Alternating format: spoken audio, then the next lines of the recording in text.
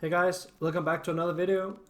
Today we take a trip into the good old Blackrock depths, where we're going to be farming the dwarfs and elementals in here, cause they can net you a lot of profit, I just found out. So, first of all, the spec I use for this is the standard mage farming spec for AoE farming with Blizzard. And the gear I use is very fire resistance heavy, as we're going to be taking a lot of fire elementals at once, which also means we need a lot of resistance so we don't die fast. Also, because of the magic absorption talent we have, it's gonna help us generate a lot of mana. So to do this farm, I recommend you to have a lot of fire resistance gear. I myself have 184 fire resistance in this video. You need to have the magic absorption talent for the mana regeneration. You need to have ice barrier, fire ward, they are really important. Then I would recommend you to have a flame reflector for the fire spells, 3k health and 6k mana at least. That's my recommendation. You can probably do it with a little less. That's probably depends on how good you are. But yeah, as you can see, if you stand on the ledge as I did and pull the lower room, so to say, and then you can pull the upper room with spells, and then you just run all the way around until you reach the end of this ledge, I guess. Then you just ice block and wait for all the mobs to stack up. And by all the mobs I mean all the dwarves, of course, because the fire elemental will probably not be stacking as good as the dwarves do. And then you just Nova, jump down, and then you just cast the Blizzard ability on top of them, and then you just basically cast Blizzard all the way around until they die.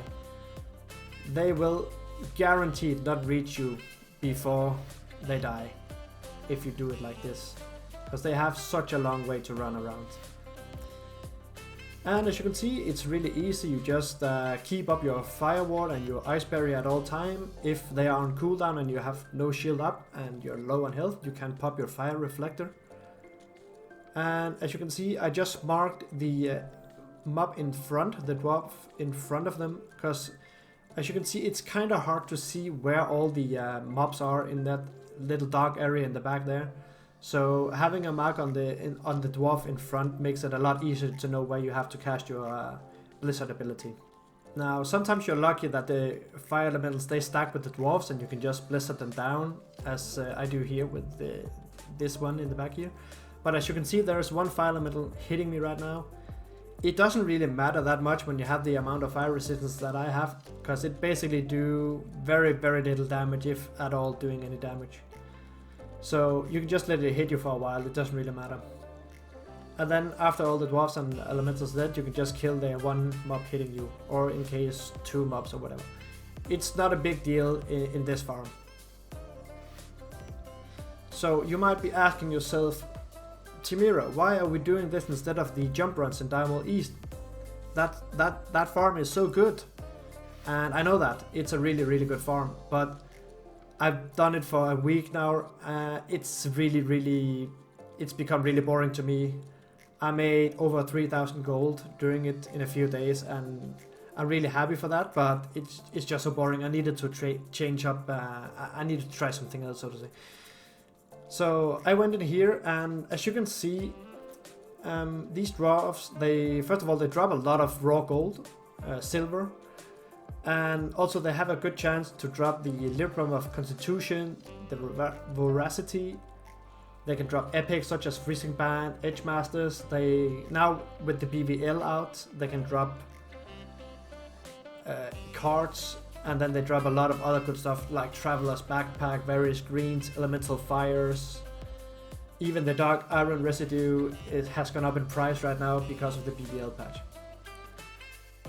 So for the next pull, you just carefully move to the corner here after, of course, you've been full of mana and such. You can blink past these mobs here, hug the wall to the left so you don't pull these mobs on the right. And then with a rank 1 Blizzard, you can pull these to slow them down a bit. Then turn around and cast a Con of Cold on these mobs here. And of course, try to keep up your ice barrier and don't take unnecessary damage, as I just did there, as you can see. Frost over these mobs, and then with a counter spell, you just pull that pack over there. it doesn't really matter if you have a good amount of fire resistance. It doesn't really matter how many fire elementals in here, but if you want to be picky, then try to keep it down to like 4, maybe 5 at a time. That makes it the easiest, I would say. So as before, we just run all the way to the end of this ledge here, and we just do the same thing.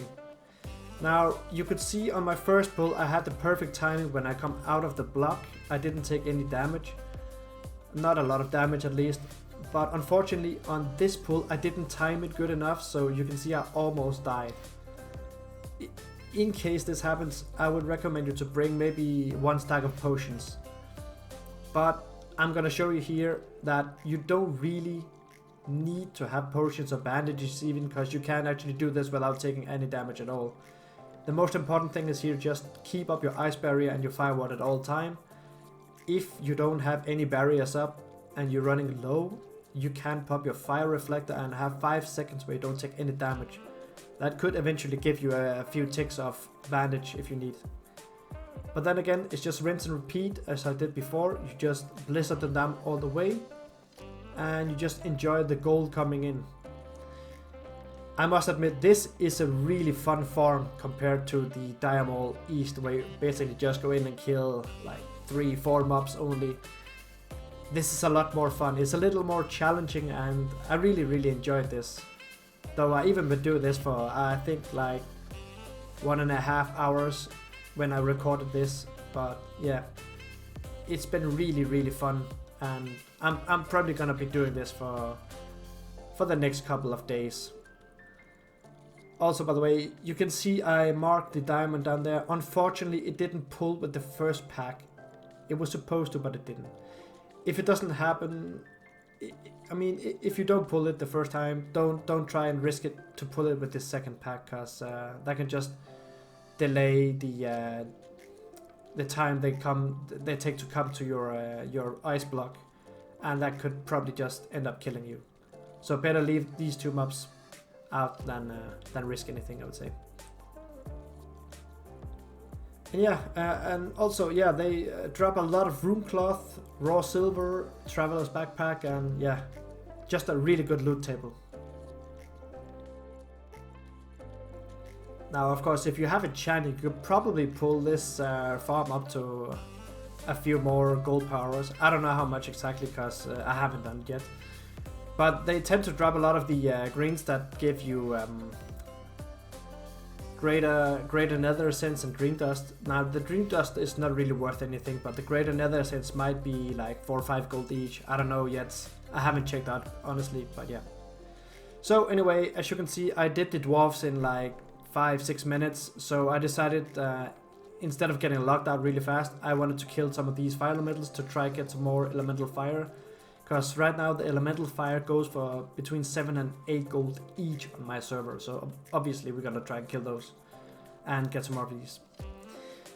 And as you can see, I tried to pull all 8 of these fire elementals in one pull, but I ended up having a hard time killing them. So I decided to just split it up into 2 pulls instead, having 4 at a time, which makes it so much easier. So I recommend you do the same, or if you're a better mage than me, like some of you maybe are, then you can of course try and go for it, and yeah, let me know if you can make it.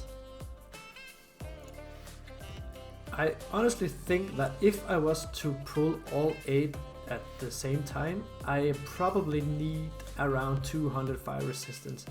Because as you can see, I do take kind of a lot of damage. I also have a lot of resist. But all these are casters only, like they really cast a lot all the time, as you can see. So unfortunately I don't have full resist all the time, but yeah. I'm pretty sure some of you guys out there are better than me and can do this in one pull. And if you can, please let me know. I would love to hear if you guys can do that and your progress on this. I would love to hear from you guys if my guides they give you any gold, or if my tips are valuable. But yeah, anyway, the second pull is just as before. Pull them, go into a block, stack them up, and then you just rinse and repeat. And of course remember, if it goes downhill, you have the fire reflector with you, so you can pop it to give you 5 seconds of free casting. You can eventually bandage maybe in that time. Otherwise, I think you should bring maybe just a few potions. I personally don't ever bring potions when I farm, but yeah, I guess that's just because I'm so good at farming, right? No, but yeah. Anyway, guys, this is how I do it, and I find this really interesting. It's a fun farm. It's a kind of a different farm that I'm used to. So yeah, I hope you guys managed to do it. Anyway, I think this farm is probably at least like a minimum around 50 gold per hour. I made in 1.5 hours, I made 76 gold. And I also had a Libram of Constitution drop, which is another 200 gold. And then of course also some other vendor stuff. So all that added up, I think I made probably 300 gold in 1.5 hours in here. Alright, so if you liked the video, please subscribe to my channel, leave a comment below and hit the like button. Until next time, bye!